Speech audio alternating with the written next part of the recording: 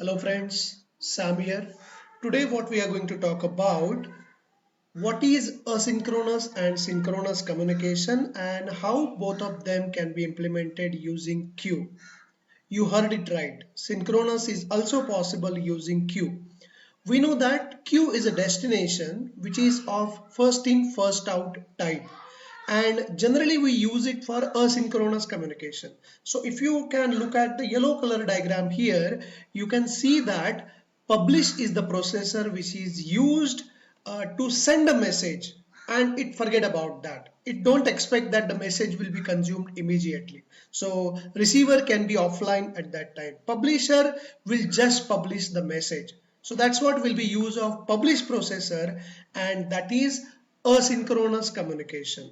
So sender do not bother about whether messages are consumed or not. Now this is generally the use of queue for asynchronous communication. So for synchronous means what? Sender will send the message, it will hold on till it will get the reply after consumption of the message, and after the message is consumed by the receiver, then it will move on to the next processor. So synchronous is real-time communication. Receiver has to be online to get the message, and till receiver consume the message, sender will hold on. That's what will be synchronous communication.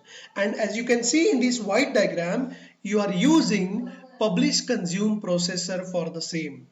So publish consume processor publish the message, wait till that message gets consumed by the receiver, and whenever it is received consumed by the receiver, then it will move on to the next processor. That's how the synchronous communication will be. So as per your requirement, you can use asynchronous or synchronous implementation using queue. That's how it is. Thank you.